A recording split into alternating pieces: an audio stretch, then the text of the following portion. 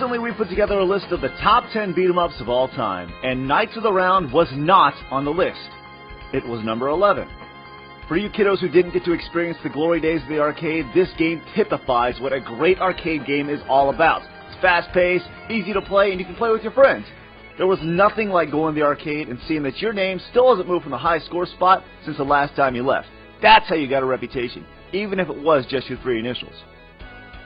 So the story goes like this. To save Europe, you have to go out and find the Holy Grail by beating the out of everything in your way. You've got yourself 3 different knights to choose from: Sir Lancelot, King Arthur, and Percival, all of which can be powered up throughout your countryside slaughter that you throw down. Upgrading your dude is actually pretty easy to accomplish because the enemies pretty much just walk right into your attack. It's not the hardest game in the world. On top of killing dudes, you also get points for various other foods and treasure. Now this was cool because if you hit some of them, they would split up into smaller pieces, allowing your teammates to get a piece of the pie. Or turkey. Just a cool little touch. In most beat-em-ups, you have your basic attacks, but in Knights of the Round, you have more advanced attacks, kind of like super moves. Speaking of super moves, every once in a while you get a horse, and when you get on your steed, it seems like you do more damage and are harder to hit, further proving my theory that once you're on a horse, you are stronger in every way. It's true. I mean, try it. Knights of the Round popped up right smack dab in the middle of when there were hundreds of beat-em-ups to choose from. It looks good, its music is so 1990s arcade, and most importantly, it's fun. If I could buy this game a lap dance, I would. Oh, and kids, winners don't use drugs.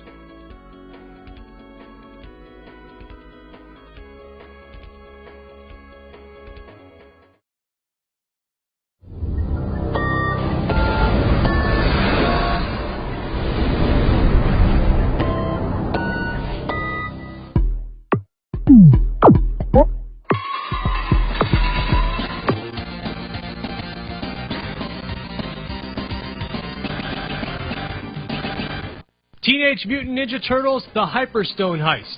In Europe, it's called Teenage Mutant Hero, and in Japan, it's called Turtles: Return of Shredder.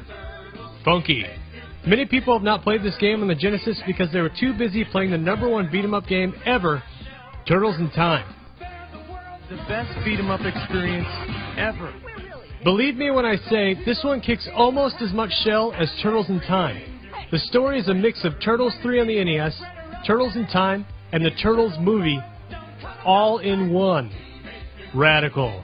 The gameplay was just as smooth, but with the run button as an added bonus. One thing that it was missing was throwing the foot at the screen. It has similar levels to Turtles in Time. For example, the ship. In the Hyperstone Heist, it's called the Mysterious Ghost Ship, instead of the ship from the past in TMNT 4. There's also a boss from the original TMNT movies, good old Tatsu. For some reason, it only has Rocksteady and no Bebop. Now, why would you do something like that? It's like peanut butter with no jelly. I wonder why they couldn't use Ooze to make Super Shredder. Instead, they had to use the magical power of the Hyperstone from Dimension X to turn Shredder super. The game rocks. The only letdown is how short it is, but it's so tubular, it doesn't even matter. Turtle power!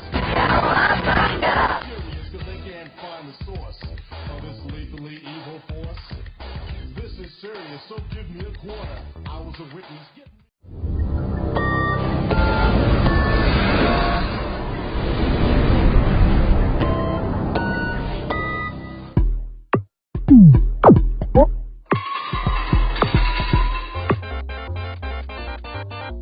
Before Sonic came around, this dude ruled the Sega Kingdom. Alex Kidd. Known more for his monkey ears and Mr. Rogers sweater than his good games, he appeared mostly on the Sega Master System before making the jump to 16 bits. And totally embarrassing himself before the Hedgehog came to save Sega's ass. So we're talking about Alex Kidd and the Enchanted Castle. And it's not like the game was that bad. I think they just ran out of ideas. I mean, it was the 5th Alex Kidd game in like 3 years. No, the game just sucked. Now, if you know anything about Alex Kidd, you know that rock, paper, scissors plays a huge part in the game. Someone is always challenging you. Sometimes it's the same guy, no matter what door you go in. Obviously, rock, paper, scissors is one of the biggest games of luck out there, especially when it's in a video game. Will I bet my life? Seems a little steep for a game of rock, paper, scissors, but, okay.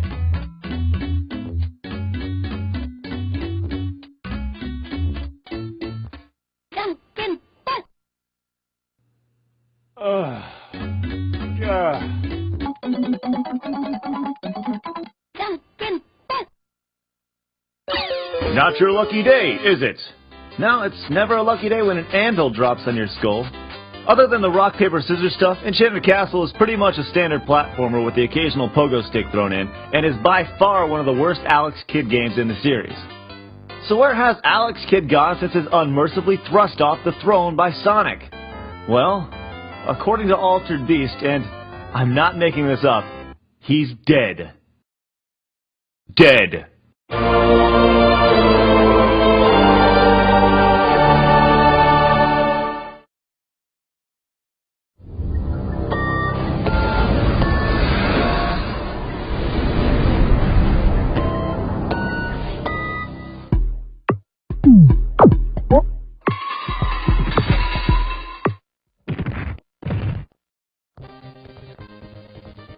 Eternal Champions on the Genesis, this fighting game was to capitalize on the success of other titles like Fatal Fury, Mortal Kombat, and Street Fighter II.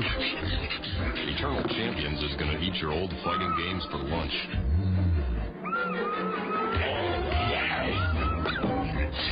Bon appetit.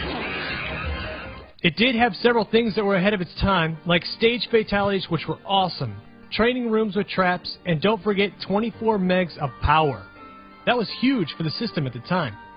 For the most part, it copied other fighting games, which was okay.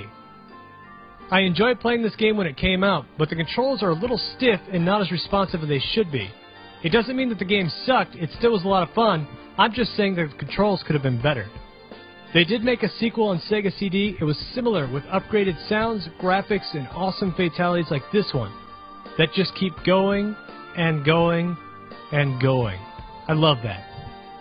But nothing beats the original fighting action on the Sega Genesis. There was also talk about a sequel on the Saturn, but it got cancelled to push Virtua Fighter. Another great game lost. But wait, did anyone notice that Shadow grabs her breast after every victory? Boobies.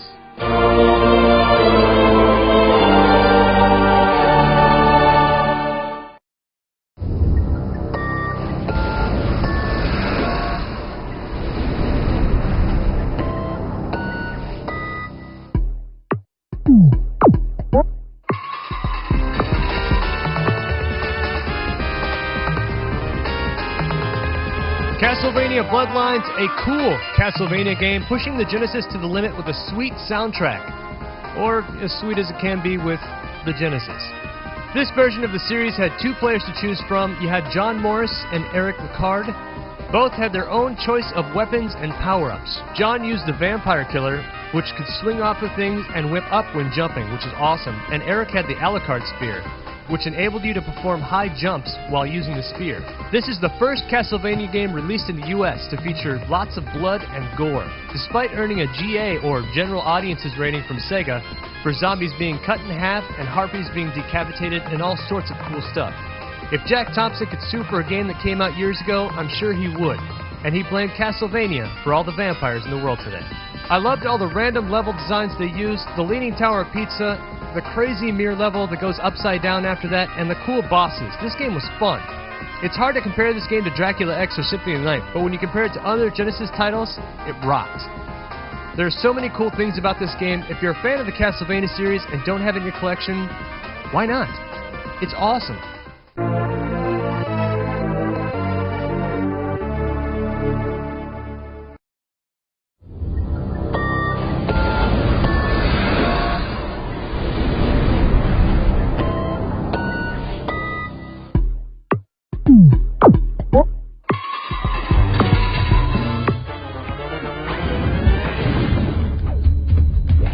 The Tick, an SNES game after a cartoon that was funny. Think it'll work? Think again. I think anything Fox Interactive has touched has died. And it's not from lack of cool licenses they have. How many Simpsons games have they blown? Just about all of them. If anyone can tell me a good Fox Interactive game, don't even try. It's one of the worst video game studios ever. A cow has better programming skills. The Tick is a beat-em-up, and it's pretty boring, even if you're a Tick fan. There are some fun quotes from the show. You have the classic spoon when you win. Every once in a while he jumps funny, and I like to flick people in the face, showing how buff the Tick is. But it's not just the Tick, you do have backup. Arthur, your sidekick, is ready to assist you and fly across the screen killing everything. except during boss fights. The game is frustrating, the generic characters are actually harder than the bosses. In some of the boss fights you can duck and you won't even be touched. In others you can't avoid them no matter what you do. This game is actually pretty long. Normally that's a good thing, but it's so boring, you hate it.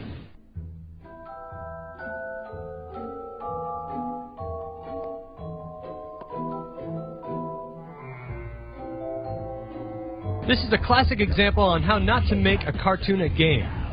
Spoon!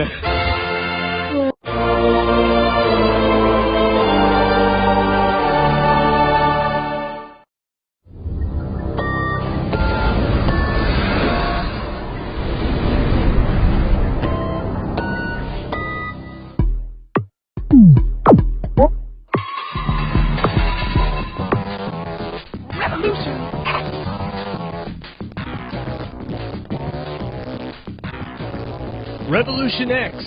You know, Aerosmith is cool, but are they badass enough to make an arcade as good as the Genesis port? Wait a second, did I say good? Not even if I was a big Aerosmith fan would this game be good.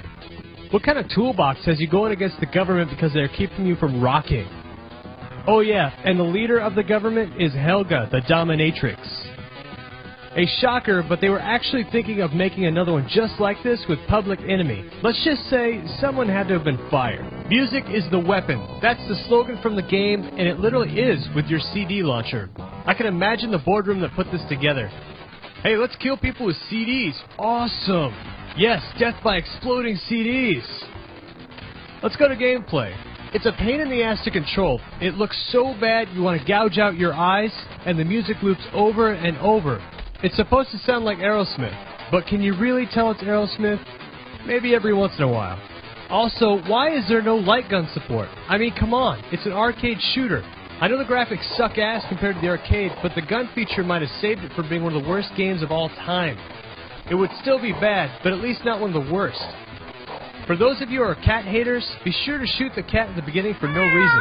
They did have hot babes you could save, and they were as calm, as happy as can be. When all the CD shooting madness and mayhem was going on, they were chill. Let's hope we never see anything like this again.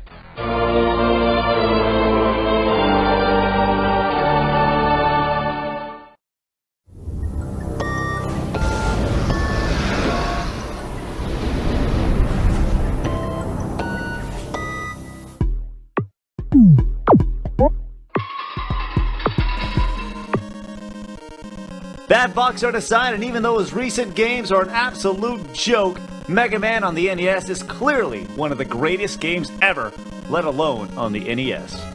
Now, if you haven't played Mega Man, what the hell? Let's just start with the first thing you notice in the game. The music. Absolute greatness. I'll put this 8-bit piece of heaven against a fully orchestrated soundtrack any day. Now, everyone knows that in Mega Man, when you defeat a boss, you take their power. But a lot of people don't remember that when Mega Man came out, this was crazy innovative. In 1987, if you had more than a random pea shooter, that was incredible. Now, most of those weapons are awesome and extremely memorable, but some of them you just kind of wonder, why did they put it in to begin with? Like this one, the laser arm. You need it for like one part, and you don't even have to beat a boss to get it. Weapons aside, Mega Man is crazy hard. Anyone remember the block parts? Anyone? Or how about these guys? One touch and bam, 1/3 of your life gone. Or the Yellow Devil Rock guy. I mean, come on, he was hard. But you did have your one saving grace. You know what I'm talking about, the pause trick. If you don't know what the pause trick is, you obviously don't know one of the best secrets of all time. It makes Mega Man way easier. Just hitting that select button over and over again. You'll also notice some definite changes between Mega Man 1 and the other NES Mega Man titles. Things like points, they weren't in the other Mega Man games. The energy capsules, they don't look like the other ones. And guess what? No Dr. Wily Castle. That all starts in what some consider the best game in the Mega Man series, and my next addition to the Game Vault, Mega Man 2. You want to know what the coolest thing about Mega Man is, though? It's that the entire game was only 1 megabyte big.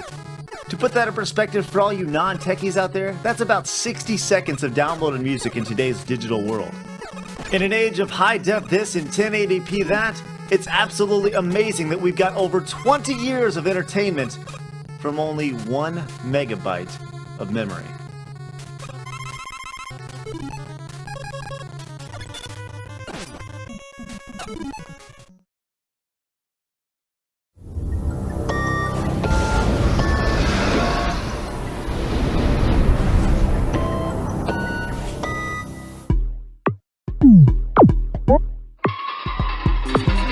You know what? I suck. In the last Video Game Vault talking about Mega Man, I said the game was 1 megabyte big, but it was actually just 1 megabit big. That makes it even more impressive. Woo!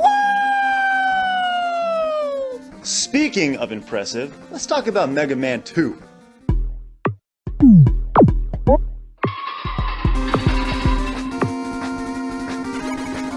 The sequel to Mega Man is everything that is right about video games, maximizing a console's abilities, adding new elements to gameplay, and most importantly, it's incredibly fun. While Mega Man 1 created a monster, Mega Man 2 just built on its lore. While the music was stellar in the first, it was just that much better in the second. Clearly, one of the best gaming soundtracks of all time. So before Dr. Light hooked Rock up with Rush, the mechanical K9 sidekick, he gave him 3 weapons named oh so creatively 1, 2, and 3. Genius, right? Unlike in Mega Man 1, you actually need those to get through Dr. Wily's castle. Speaking of this is the first time we actually saw Dr. Wily's famous castle and its multiple stages. Now all through Mega Man 2 you have your share of enemies, but I can remember being absolutely blown away from the size of some of them. You just didn't see bosses like this at the time. Honestly, I was shocked about how some gamers haven't played Mega Man. And for those who haven't, Mega Man 1 kicked ass, but Mega Man 2 was even better.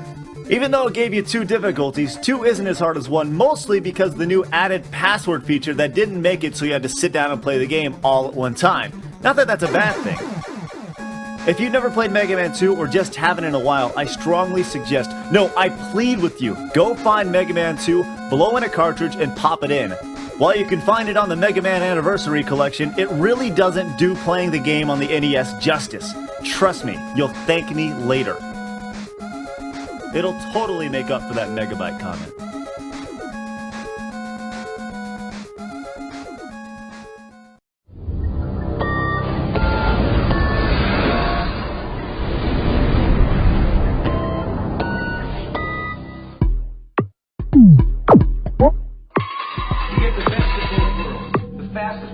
Modern technology has to offer onboard computer-assisted memory and a lifetime of on-the-street law enforcement programming. It is my great pleasure to present to you RoboCop. RoboCop is a run-and-gun game originally released for arcades in '88 by Data East and developed by Ocean Software for home versions. So this is a movie to arcade to console port. That sounds like it could be one of the worst things ever created. The arcade was cool. It had sounds from the movie. The NES version tried to keep up with that feel and make some changes here and there. You couldn't jump, and it was a little slower than the arcade version. The cutscenes with the rad beats will always remind me of this game. And also, walking into doors. He just looks silly.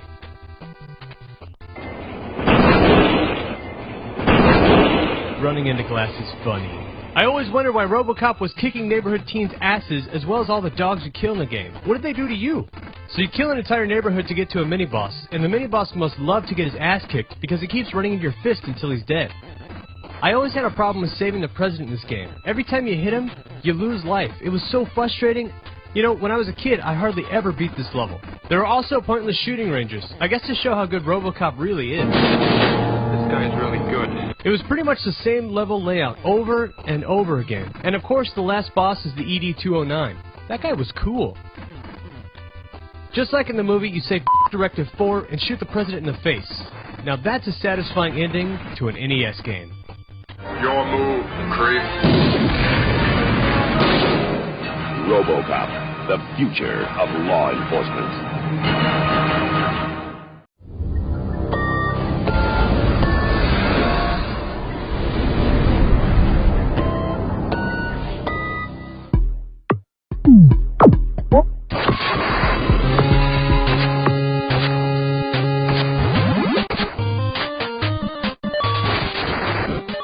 Karnov. It's another sweet arcade to NES port.